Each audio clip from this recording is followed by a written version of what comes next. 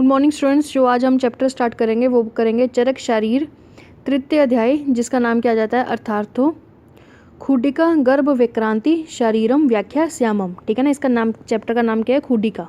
ठीक है ना, खुडिका का मतलब क्या होता है, उसका मतलब होता है छोटा। ठीक है, तो याद रखना है कि चरक शारीर तीसरे अध्याय का नाम क्या जाता है, तो अर्थात है खुडिका गर्भ विक्रांति शारीरम व्याख्या श्यामम। ठीक है ना, इसी तरह क्या है जो शिशु शरीर जो है 3, उसका क्या नाम दिया गया है, तो उन्होंने दिया गया है गर्भ विक्रांति ही नाम है। ठीक है, अष्टांग हृदय में क्या है शरीर 1 में, वहाँ भी क्या नाम दिया गया है, तो वहाँ भी गर्भ विक्रांति के नाम से ही जाना गया है।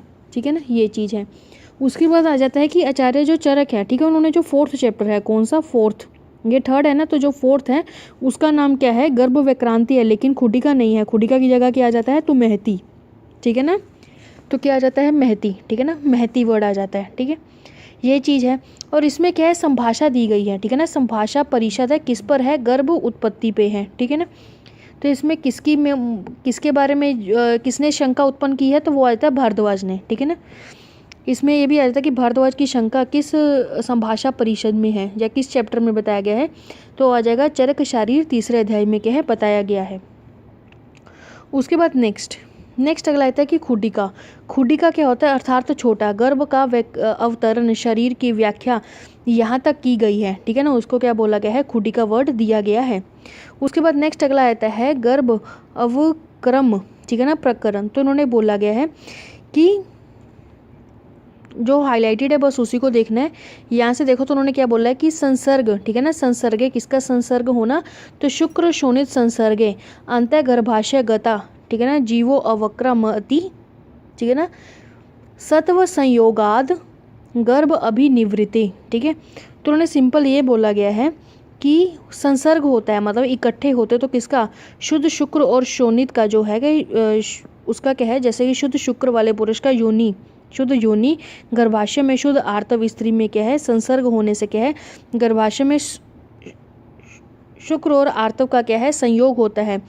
तब क्या होता है, क्रियाशील मन के साथ क्या है, जीवात्मा गर्भ में क्या है प्रवेश करती है। ठीक है ना, क्योंकि जो आत्मा है वो क्या होती है, वो तो अक्रिया होती है, अक्रियाशील है, तो निष्क्रिया है, तो जो मन होता है वही क्रिया है, वही क्रिया करवाता है। ठीक है ना, ये चीज़ आपको ध्यान रखनी है।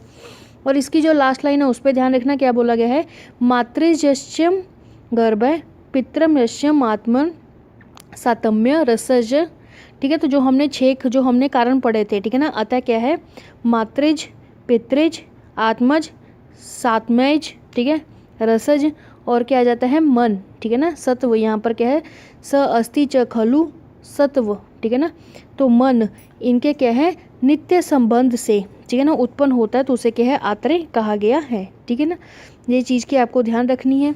ठीक है, नेक्स्ट ये भी चीज़ ध्यान रखनी, जो मन है, जो सत्व है, उसको क्या है, मन बोला गया है, और उसी के लिए क्या वर्ड यूज होता है, तो होता है ओपा। ठीक है ना, ओप पादुक। ठीक है ना, ओप पादुक, तो इसका मतलब क्या होता है, तो दूसरे शरीर से संबंध करने वाला। ठीक है ना, दूसरे शरीर से क्या है, संबंध करवाने वाला, उसको क्या है, ओपादुक बोला गया है। मीन्स मन जो होता है वही क्रियाशील है, वही करवाएगा। ठीक है ना, ये चीज़ आ जाती है।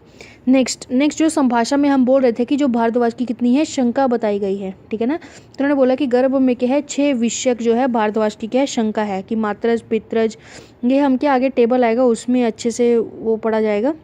ठीक है, यहाँ पर देख लो, उन्होंने बोला गया है कि समाधान। ठीक है, उन्होंने 6 कारण पूछे, तो 6 कारण अगर हो सके तो आप उसके क्या है, टाइटल भी वर्ड याद कर सकते हैं कि गर्भ में रस का कारण तब का खंडन क्या है। ठीक है ना, या फिर गर्भ में जो है मन का क्या लेना देना, जो 6 कारण है उसके बारे में बताया कि सातवें का क्या लेना देना, मात्र का क्या लेना देना, पिता का क्या लेना देना। तो इसमें क्या है, बाद में फिर क्या है, पुण्य वसु जो आत्रे हैं उन्होंने क्या इन सब का समाधान किया। तो न अति पुण्य वसु आत्रे सर्वे भव्य एवभो भावव्य समुदितेभ्यो गर्भो अभिनिवृत्तते। तो उन्होंने बोल दिया कि भगवान आत्रे ने कहा नहीं कि इन सभी भावों के समुदाय से क्या है, गर्भ की उत्पत्ति होती है। उसके बाद नेक्स्ट चला था कि माता की कारणता और मातृज भाव। ठीक है ना, ये हम क्या है, आगे जो टेबल बनेगा उसमें बताया गया कि माता से उत्पन्न होने वाले कौन कौन से भाव होते हैं, जैसे त्वचा, रक्त, मांस। ठीक है, ये सब क्या हम आगे पढ़ेंगे। फिर पिता वाले भाव आ जाएंगे कि पिता से क्या कौन कौन सी चीज़ें जो हैं उनके भाव क्या लिए गए हैं। फिर आत्मा। ठीक है, आत्मा के बारे में आ जाएगा कि उन्होंने वही बोला गया है कि अंतर आत्मा यज तव जीवम, तो उन्होंने बोल दिया कि यह गर्भ जो होता है वो आत्मा से उत्पन्न होता है। तो अंतर आत्मा वही क्या है, गर्भ की आत्मा है, और उसी को क्या है शाश्वत, अरुज, ठीक है, अजर, ये सब क्या है नाम दिए गए हैं। ठीक है, इसमें जो वर्ड दिया गया है वो दिया गया है जात्वम, ठीक है ना, जात्वम जनिष्य, ठीक है ना, जात्वम जनिष्य अंतवम। ठीक है, तो उन्हें बोल दिया गया है कि इस आत्मा में क्या है जात्वम और जनिष्यत्वम, इन दोनों के क्या है बातें रखी गई हैं। वह आत्मा जात होकर क्या है उत्पन्न करता है, वही आत्मा क्या है आने वाली अवस्थाओं को क्या है अजात रखता है। ठीक है, उसके बाद नेक्स्ट ये हम आगे सब पढ़ेंगे इसके बारे में टेबल में। इसमें जो मोस्ट इंपॉर्टेंट जो पॉइंट है वो टेबल ही है। ठीक है, यहाँ पर एक देख लो मन के बारे में ना कुछ पॉइंट है। तो मन की क्या है कारणता और मन का भाव क्या है। तो उन्हें बोला गया है कि अस्थि खलु, ठीक है ना, अस्थि खलु, वही उन्होंने जो वर्ड दिया गया था सत्व ओपपादुकम, ठीक है ना, वही है जो दूसरे शरीर के क्या है संबंध रखवाता है। ठीक है, वो चीज़ इन्होंने बोली गई है। और उन्होंने ये भी बोला कि क्योंकि सत्व जीव का सदा क्या है स्पर्श कराते हुए शरीर के साथ संबंध भी एज उपस्थित करता है। ठीक है ना, मतलब स्पर्श ज्ञान में भी जो मन है, ठीक है ना, उसका बहुत अच्छा क्या है रोल बताया गया कि वो उन्होंने बोला कि वो एक क्या है उत्पन्न करता है, बनाए रखता है दोनों के बीच में स्थिति को। ठीक है ना, संबंध बनाए रखता है, ये चीज़ आ गई है। इसमें एक और चीज़ और बोली गई है, हिंदी देख लो, उसमें बोला गया कि जो इंद्रियों का अभिग्रह, मतलब अपने अपने विषयों को ग्रहण करने के लिए इंद्रियों को प्रेरक है, उसे क्या है मन कहा गया है। ठीक है, इसे क्या बोला गया है कि जिसे सत्व रज और तम की अधिकता हो। ठीक है ना, यहाँ पर देखो, यहाँ पर वो पॉइंट दिया गया है, ये रहा, ठीक है ना, विधम व्याख्याते, तो क्या बोला गया है शुद्ध राज से तामसे ऐति। ठीक है ना, तो उन्होंने बोला है कि जिस सत्व रज और तम की अधिकता से अधिक प्राणी का जो मन है, ठीक है ना, वो संबंधित हो, उसी गुण वाले क्या है मन जो है उसमें एक्सप्लेन होता है। मींस ये बोला गया कि अगर मन सात्विक है तो उसके जो गुण होंगे सारे सात्व टाइप के होंगे।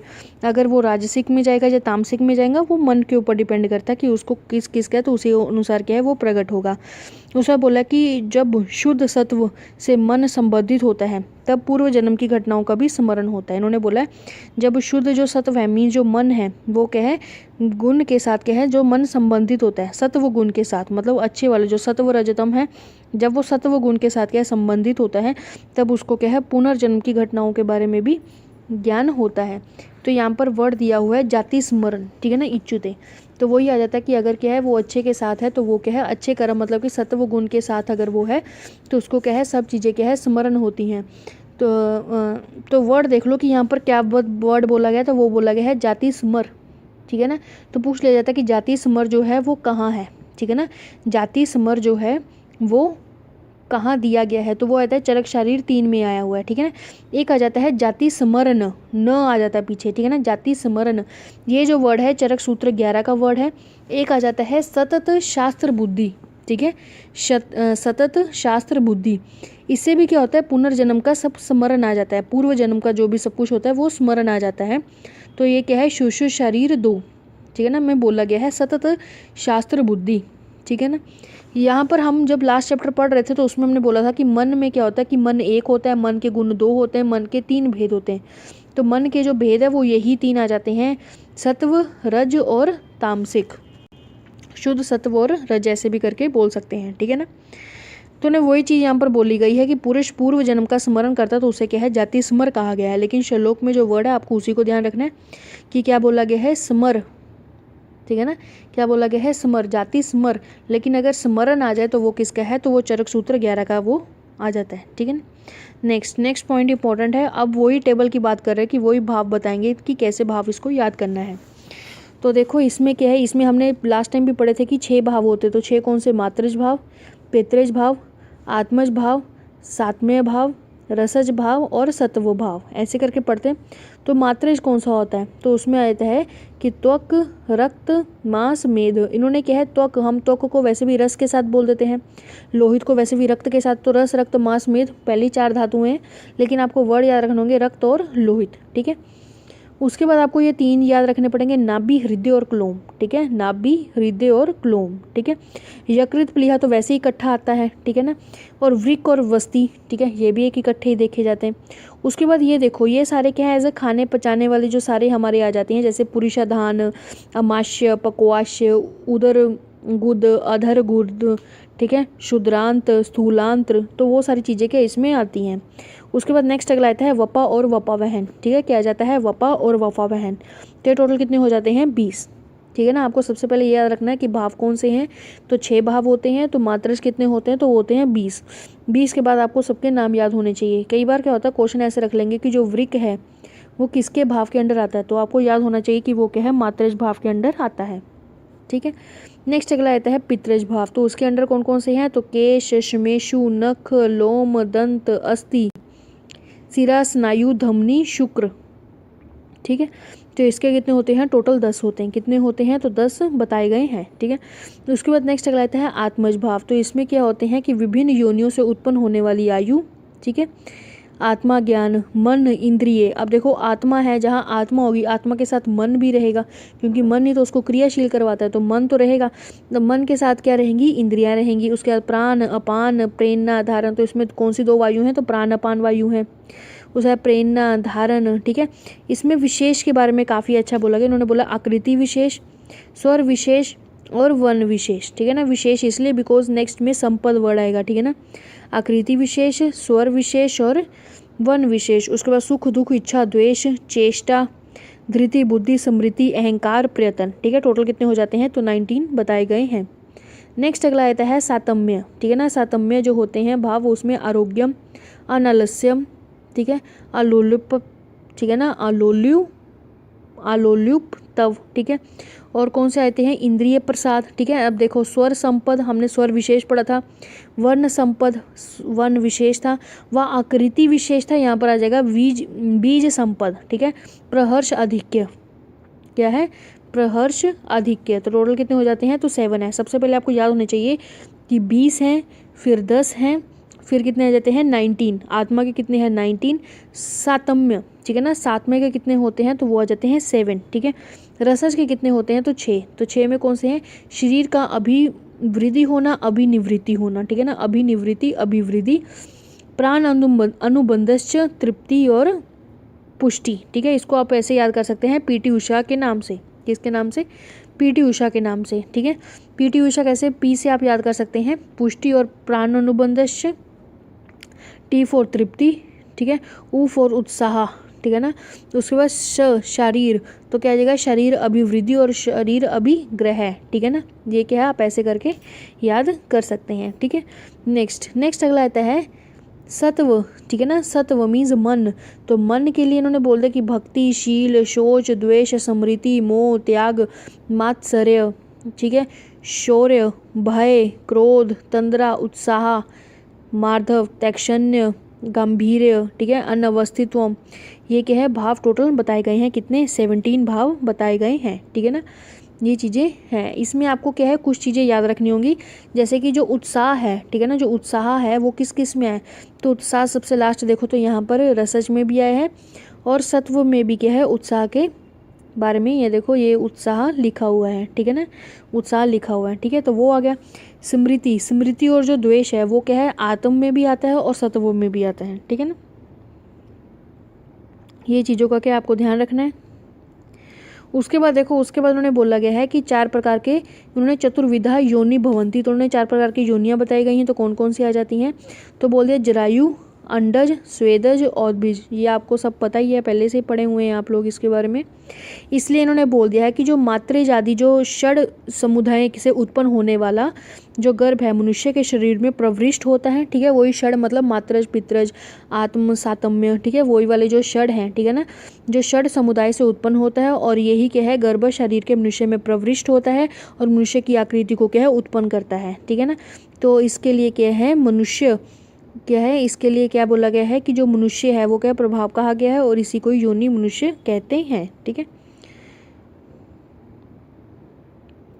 उसके बाद नेक्स्ट ये नहीं कुछ, इसके बाद बोला गया कि मनुष्य आदि जो है, मनुष्य आदि की उत्पत्ति कैसे है, मनुष्य से मनुष्य की उत्पत्ति कैसे होती है। तो उन्होंने बोल दिया कि यस्य यस्य हावे अंग अवयवस्य बीज बीज भाग उपतप्त भवंती। तो उन्होंने बोल दिया गया है कि ज्यों ज्यों, ठीक है, क्या बोला गया है कि ज्यों ज्यों उत्पन्न होते हैं, जो जो अंग जो है वो उत्पन्न होते हैं, अर्थात जिस अंग और प्रत्यंग के बीज भाग दूषित होते हैं, ठीक है ना, उन अंग और प्रत्यंगों में क्या है विकृति होती है, और जिन जिन बीज भागों में क्या है उत्तप्त नहीं होते हैं, वो अंग में क्या है विकृति उत्पन्न नहीं होती है। ठीक है, सिंपल बोल दिया गया है। उसके बाद इन्होंने बोला गया है कि आत्मा सदा क्या है ज्ञातव रहता है। ठीक है ना, तो उन्होंने बोल दिया आत्मा इंद्रियों के साथ होने पर भी क्या है ज्ञानी है। ठीक है, इंद्रियों से रहित होने पर आत्मा क्या है अज्ञानी है। ठीक है, और इन्होंने ये भी बोला कि आत्मा कभी भी क्या है बिना मन के नहीं रहती है। ठीक है, मतलब आत्मा को अगर ज्ञान चाहिए तो उसके लिए इंद्रियों और मन दोनों ही होना कंपलसरी है। ठीक है, उसके बाद और भी तो उन्होंने बोला आत्मा क्या है सर्वदा ज्ञानी ही रहती है। ठीक है, जैसे कि घट निर्माण का ज्ञान रखते हुए भी क्या है कुम्हार मिट्टी के अभाव पर क्या है घट निर्माण की प्रवृत्ति नहीं होती है। ठीक है ना, उसके बाद लास्ट इन्होंने सिंपल बोला गया है कि ये एक देख लेना श्लोक। ठीक है, इसमें सिंपल इतना बोला गया कि सभी उत्पत्तिशील वस्तुएं सहेतुक है। तो उन्होंने बोल दिया कि इसलिए आत्मा जो है उसको क्या, उसके लिए क्या बोला गया है कि ज्ञानी है, प्रकृति है, दृष्टा है, जगत का कारण है। इन्हीं बातों का क्या है निर्णयार्थ कर लिया है, अतः भारद्वाज ने क्या संदेश से इसको क्या है त्याग कर दो। ठीक है, उसके बाद क्वेश्चन ये पूछा जाता है कि जगत का कारण क्या है। ठीक है ना, यहाँ पर जगत एक तरह से बोला कि ये जगत का कारण है, तो आत्मा को जो आचार्य चरक है उन्होंने जगत का कारण क्या मानना है, तो आत्मा को ही क्या है जगत का कारण मानना है। ठीक है, और शुशु शरीर फर्स्ट है, उसमें जो आता है कि जगत का कारण क्या माना गया, तो उन्होंने माना गया कि अव्यक्त। ठीक है ना, अव्यक्त माना गया। अब देखो अव्यक्त को लेके यहाँ पर नीचे कहानी बताई गई है। तो उन्होंने बोला गया है कि जो आचार्य चरक है उन्होंने जो अव्यक्त है वो किसके लिए बोला गया, तो पुरुष के लिए बोला गया है। ठीक है, लेकिन सुश्रुत और जो सांख्य है उन्होंने अव्यक्त किसके लिए बोला गया, तो मूल प्रकृति को बोला गया, पुरुष के लिए नहीं बोला है। ठीक है ना, पुरुष उन्होंने अलग से बताया है। ठीक है ना, आपको ध्यान रखना होगा कि जगत का कारण आचार्य चरक ने क्या माना है, तो आत्मा मानी है, लेकिन जो आचार्य सुश्रुत है उन्होंने क्या अव्यक्त माना है, तो अव्यक्त में भी किस किस को माना है। ठीक है, इस चीज़ का भी ध्यान रखना है। और ये हो गया कि यहाँ पे कि सांख्य और जो सुश्रुत है उन्होंने क्या है अव्यक्त को क्या माना है, तो मूल प्रवृत्ति मानी है, लेकिन जगत का कारण सांख्य ने क्या माना है, तो जगत का कारण जो सांख्य ने माना है वो माना है प्रकृति। ठीक है ना, सांख्य ने प्रकृति को माना है और जो वेदांत है उसने पुरुष को माना है। ठीक है ना, मतलब कि जगत का कारण क्या है पुरुष बताया है वेदांत ने। ठीक है, इसी तरह क्या है जो चैप्टर हमारा कंप्लीट होता है, अभी हम क्या है नेक्स्ट चैप्टर की तरफ क्या है आगे बढ़ते हैं।